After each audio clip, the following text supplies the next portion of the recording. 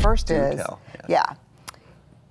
So let's tell a story. Okay. Okay. I love, you're a professional. I love stereotypes. Yes, a story. Okay, so Chase and I leave this interview and we walk out and I'm talking to Kate and I'm like, thanks so much for having me, Chase. And he goes, and I'm like, so I get in my car and I'm going back to my hotel and I'm like, oh my God, what did that, I sucked. I must have screwed it up. I must have said something wrong. What did I never liked Chase. You know what? I don't even know why I did this. Like all of a sudden, yes or no? Yes or no, I can't even right? hear those words for pretend. It Yeah, hurts. no. Why? Because when something hard happens, we are neurobiologically wired for one thing, and that's survival. So when something hard happens, when you show someone a piece of your work or something, or you get a dirty look or someone makes a comment, the first thing our brain does is scramble to make sense of it. And the brain recognizes the narrative structure of a story, beginning, middle, and end. So the brain wants a story that says, here's what's happening, but the story can have no uncertainty or ambiguity. Chase is maybe being a jerk. He doesn't like you. He didn't think you were very smart on the show. Story. I know it's a bad story. Oh, let me tell you a real story. Wait, y'all want to know a real story? Yeah, I don't like the painful part of the big story. Let me tell you this. Let me tell you this real story. This just happened. I spoke at HubSpot last week. Okay, 13,000 people in this Boston Convention Center. It's like 10 minutes before I go on, and I look at Twitter, and this person sends this tweet out that says, why is Brené at HubSpot? Why is @Brené Brown at HubSpot 2015? And he had just tweeted like, love Seth Godin, love Amy Schumer, all these people, but why is Brené Brown? And I'm like, oh my God, why am I at HubSpot? What am I doing here?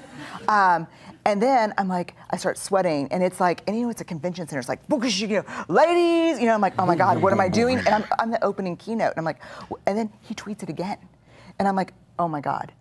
And so I'm like, these are marketing people. I don't know anything. So I start Googling on my phone, marketing terms 2015. And wait, the first term that comes up is incentivize. I'm like, I've got to work the word incentivize into this keynote. I'm like, what does that mean exactly? I don't know. But I'm going to say, we're going to incentivize. I'm like, what is happening? And I have a total crisis of confidence. Like, because shame drives 2 tapes. Not good enough, and who do you think you are? And I'm like, who am I? Right, snaps, terrible. And so then all of a sudden, I'm like, who is it? Because what happens when you get backed into a corner? My brain is making up the story. You don't belong here. I'm like, that story's not going to work because I'm going on in 5 seconds. I'm like, okay, the best case scenario, attack this guy. Maybe attack him from the stage. Maybe use that as my opening. You maybe say like, John Doe ask what I'm doing here. Well, let me tell y'all, and then I click on the tweet to figure out what his name is, and I accidentally hit the link in his tweet, and it goes to this page that says, what is Brené Brown doing at HubSpot? She's talking about vulnerability, and that's so important. Here's her TED Talk. Here are her books. Could you imagine if I would have gone out there and been like a crazy... Dear jerk. Yeah, totally. No, and that's a true story. It just happened because... so this is, can we go back to me? Now, it was,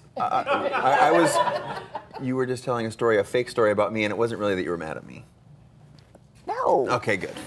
No, okay. But we need to understand story. We need to understand. There's a story and you're missing pieces? Okay. Yes, because what happens is when something hard happens and we're captured by something difficult, our emotions get the first crack at making sense of something. A bad look, a hard phone call, a disagreement at work. We think that we're rational beings. We think that cognition is going to carry us through and make sense of it, but it doesn't. Emotions driving, thought and behavior are not even in the front seat riding shotgun. They're not even in the back seat. Thought and behavior in the trunk going, hey, and emotions driving. So the first thing we do is we tell ourselves a story that reduces ambiguity about what happened. So, oh, I'm not supposed to be here. I'm not good enough to be here. Oh, in my fake story about you, yes, I did something that pissed him off. I said something wrong. I didn't do something right. Men and women who have the greatest capacity for rising strong, in the moment something happens, they hack into that neurobiological process of making up a story. They stop and say, wait a minute, what's actually going on here? What am I feeling?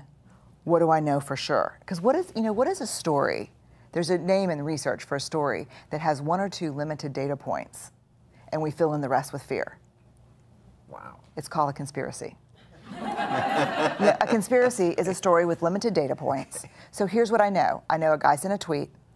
I know I'm getting ready to talk. That's all I know. So now that I'm ready to ruin his career and use him as a whipping person, as I talk, what is going on? Why?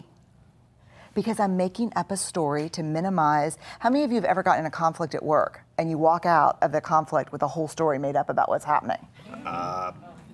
Put your hands up, yo. Yeah, not rhetorical, yo. Yeah, right.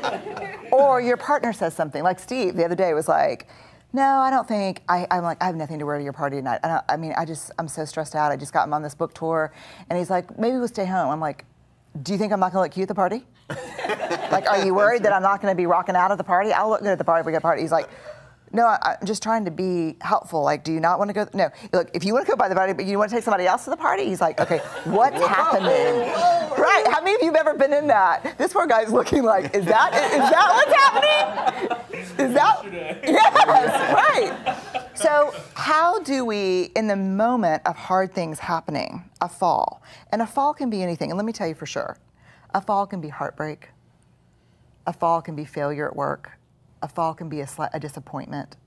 But the minute something happens, emotion gets the first crack at it. And so we have to stop in that moment, and instead of conspiring or confabulating, which is one of my favorite words from the book. What is isn't it a great word? What's a confabulation? A confabulation is a lie told honestly. And so as a social worker, we study confabulation when we talk about traumatic brain injury or we talk about dementia. So a confabulation would be, Steve's like, why don't we just stay home tonight? I know you're exhausted, you just flew in. And I'm like, you know what, dude, whatever. And then I go into my room, I call Kate, and I'm like, you don't even believe, Steve doesn't want to take me to the party because he thinks I look bad in my dress. Is that a lie? Yeah. Or is it is it a lie told honestly? It's what I believe. I know, that's painful. Right. But it is, like,